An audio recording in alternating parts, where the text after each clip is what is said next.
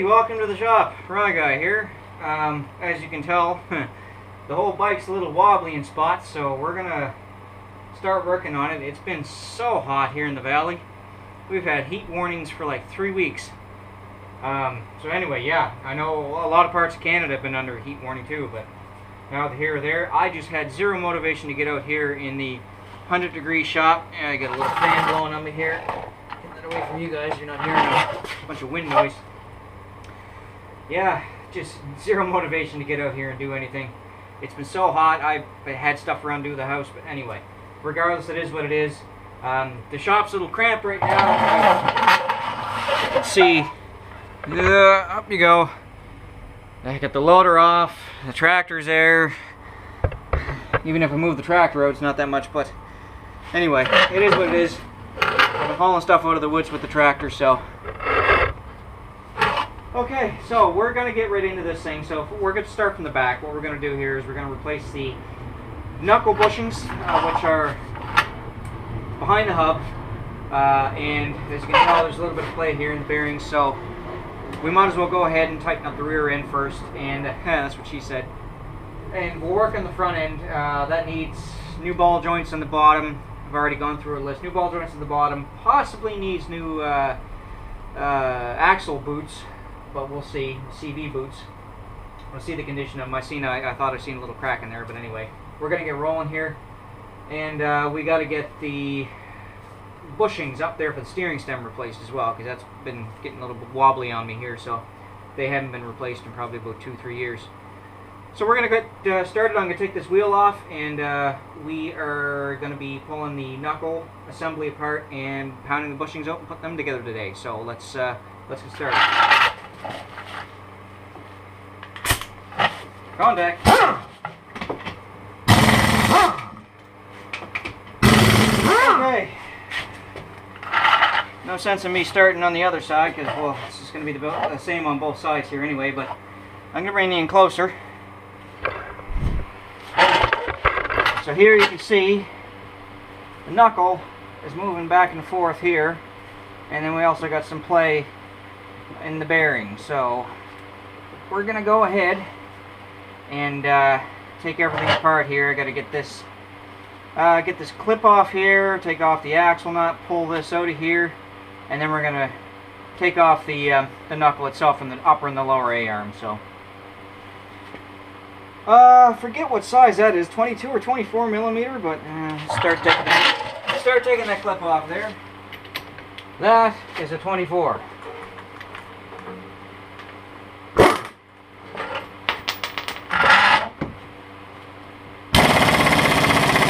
I hope you're not getting too much of that fan going in your guys' ears here. Here, let's try that. Okay, so now that nut's off, that will slide right out of there. And yes, I realize everything should be cleaner than what it is. However, there's a bird's nest there for you. However, it's been very dry here, and honestly, I just didn't want to waste water. So there's your answer. So we got to work with what we have. Okay, so I believe that is a 17 on this side, a 17 mil nut, and a 14 mil bolt. So we will pull that off. I will get my air ratchet.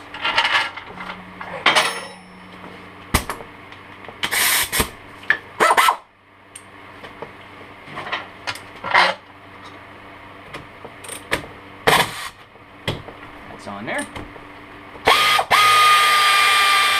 Okay, now the compressor's all shut up. Yeah, we're going to go ahead and clean this up a little bit here. I'm going to pop these caps off. These are just kind of dust seal things here for your grease. And where the play happens, where the play happens is right in there. This is actually a piece of a bushing, or this is actually the bushing that goes inside of this piece of cast aluminum. And this is part of the kit. I did buy all balls. I don't like all balls at all for anything, really, but what makes them so attractive to a lot of people is price, and it makes it attractive to me too. I've had really bad luck with all balls bearings. Like horrible, horrible luck. I think I bought KMZ bearings from the industrial store to replace these ones here, and seals. These are supposed to be double lip seals, but they don't have double lip seals. That seems to be a Yamaha thing, so I just bought just standard seals to go with them.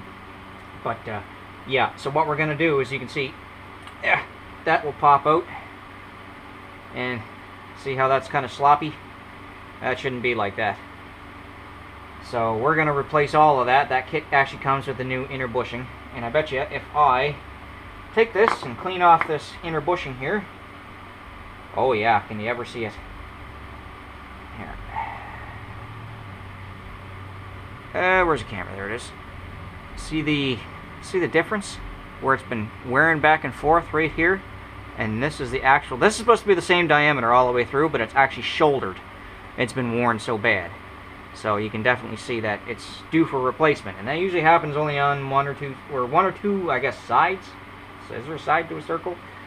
But yeah, that happens just because of the sheer force. Every time you accelerate, you're putting twist on it this way. Every time you decelerate, twist on it this way. Every time the suspension goes up and down, they get worn. So this is typical to any independent rear suspension machine that you're going to find. So we'll get that over the other side, and I'll get this knuckle assembly cleaned up, and then we'll go from there. While we're at it, I'm going to just pull these seals out right now. I just spun that around. You can feel some pretty gritty action going on inside of that bearing, so we're just going to pop these out with the seal puller. Got to do this here. Might have to put it on the floor. Let's try that. There we go. Much easier on the floor. This might be a little bit more difficult. Get a good bite here. There. That's out of there. Yeah, no matter how much you keep these things greased. Yamaha did a bad design when they redesigned the Grizzly 660 from the 600, because, let's bring you back up. What they did is they had two bearings in the 2002 year. There's one bearing here and an outer bearing here, 1 and 2, and then there's a spacer in between. Bad design. They'll take weight going this way, no problem, but they won't take side weight and side shift, and that's what wears them out a lot. So they realized their mistake in 2003. They replaced that design there with a great big long needle bearing, and I believe you can cross-reference some car parts for that. So anyway, bad design, just bad design overall. Like a lot of us backyard mechanics, we got to work with what we're given. So I do have a special tool here. It's called a blind hole bearing puller, and it's no good for this because there's a spacer in between, so you could not get any bite in between the back side of the bearing and that spacer. So I actually had to use a punch to get that side of the bearing out. Yeah, I can probably continue to use the punch. We'll try using this. It has enough bite in there now. It should anyway. Okay.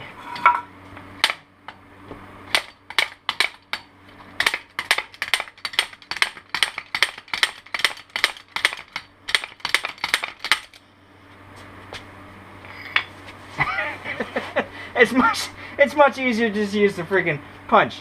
I can promise you that. Now we can get at that side, just pop that right through after that spacer's out of there. There. Now you can just hit in the back side of that bearing. Yeah, listen guys, I don't know if it's right or it's wrong the way that I do things for the mechanic side of things, but you know what? The job gets done every time I do it. And, ooh, that spacer's pretty rusty. Job gets done every time I do it, and yeah, some of the YouTube comments I get half the time with, well, you should it on this way, or I've been doing this for 38,000 years, and my method is 10 times better than yours. Okay, great. Make a video about it. Let me know, and I'll post it. Because that way people will know the right way to do things. Apparently. But I'm talking to you guys like I'm talking to somebody with me in the shop, like a buddy, so. There. That's me get the other bearing out. So yeah. That's how I do things on this channel. Anyway. Either it's right or it's wrong. Yeah, some pretty bad play there. Whether it's right or it's wrong, I don't care. The job gets done, and if I can show you how to do something, sure, there you go. Learn from my mistakes. If it's wrong, if it's right, hey, and I was able to help you, awesome. There's just just a lot of YouTube cowboys out there. Just politically correct, grammatically correct people who just don't understand that I don't care. And I can say that, guys, it's my channel. But I appreciate you guys tuning in, I certainly do. Yeah, I'm just cleaning the grease out of this right now, so we're just getting things wiped down. And I did try the little blind hole bearing puller on these whatchamajingles, these bushings on the end, and they just were not coming out of there. So, I might have to use the same method as what I was doing there, but I'm going to have to figure out a way to kind of cradle it on a piece of wood like that, because I'm going to need space in the bottom. Let's just give it a little tap here and see what... Where is it? There it is. See what that feels like anyway. Oh yeah, that's coming out, no problem. Just didn't have enough bite on, so... Yeah, that's working. And there's one. So yeah, you can see the ends of those cast aluminum knuckles are part of the kit that you can get, which is, again, I bought them for all balls, but I'm not... You can get other kits available, but kind of in a pinch. And I can see right there, if I clean that up as well, just to give you guys some indication. I need a new rag here. I got one around my head because this is still blazing hot. It rained a little bit this morning, and that's good, but holy God, it's just been brutal here. Yeah, it's quite oblong over one side compared to the other.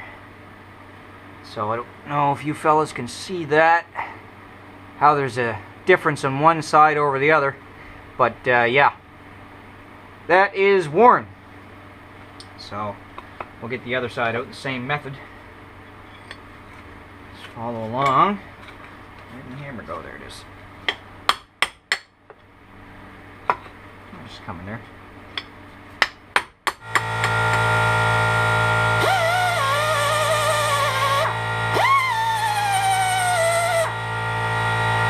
Alright, so I got her all cleaned up here, inside and out. Well, could do a better job if I had the parts cleaner all set up, but it is what it is. So anyway, I just checked for burrs or anything like that around the lips and the edges. By the way, there is a lip seal inside of here. Not seal, a lip. That piece, that little T-cap, I guess, that bushing, is going to rest against the outside of here and also the inside of here, so you can't really drive it in too deep. So anyway, what I'm going to do now is I've had the bearings and the bushings in the freezer for the past hour and a half.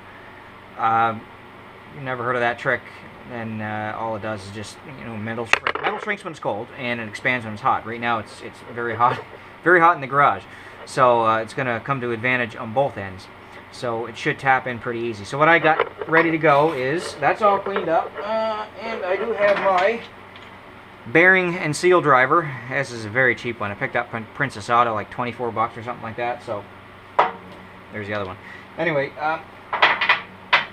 if you've never seen one of those tools, you just match up to the diameter what you're putting in for a bearing. So it's either this side or this side. Seal's typically on this side because it's more flat face. Bearings more so this side, because if you have to go in the inside diameter of the bearing, you can drive it from this area right here. So it'll kind of rest in there like that and continue to drive straight down instead of tapping in one side or the other and then risk ruining your bearing. So that's how that works. What I am going to do is pump a little bit of grease onto my finger here, and I am going to add a layer of grease onto everything in here first. I always end up doing that. Anytime, oops, nice. Just got to grease all over the camera tripod. Anytime there is a risk of two pieces of metal bonding together, you can either use some grease or anti-seize. I do have both. I just like using grease inside of here because anti-seize makes a mess. And I don't want any of the anti-seize material getting in between the bearings. because it is copper infused, and in my opinion it has the opportunity to wear out a little bit quicker. So just going to take care of that, and what I'm going to do is I'm going to run inside the house, inside the hoos, and I am going to grab the bushing kit. Okay, these are nice and cold. Okay, so let's get our bushings in here quickly. I need a knife.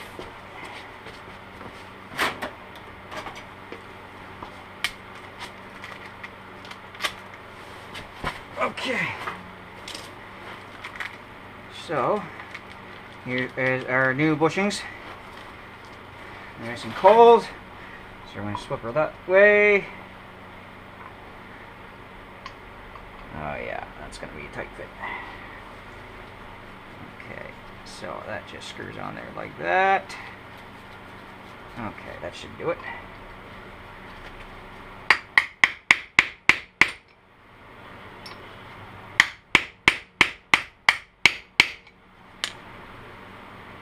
There's one.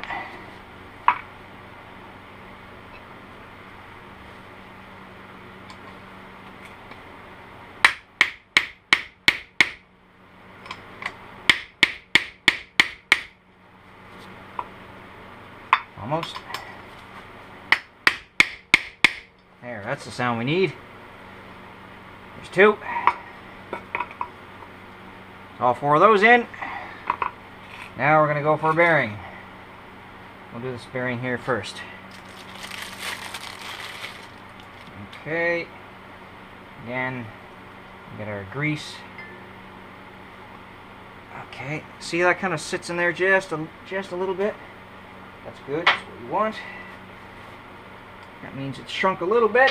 Get the right size here. Alright, we're going to start it with that one.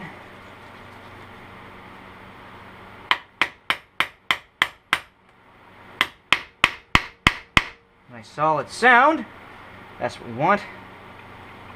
Because there's a little bit of a cavity inside of there. I want it filled up with grease. I normally always do that whenever I replace these bearings, and this is not the first time I've replaced these bearings on this thing. It's been so many times. Bad design, like I said. Okay. And I've also been a complete dummy and forgot the spacer in there. Tried running it before, absolutely destroyed the new bearings. Don't forget your spacer. Okay, now that's in there. Next bearing. Okay. Started.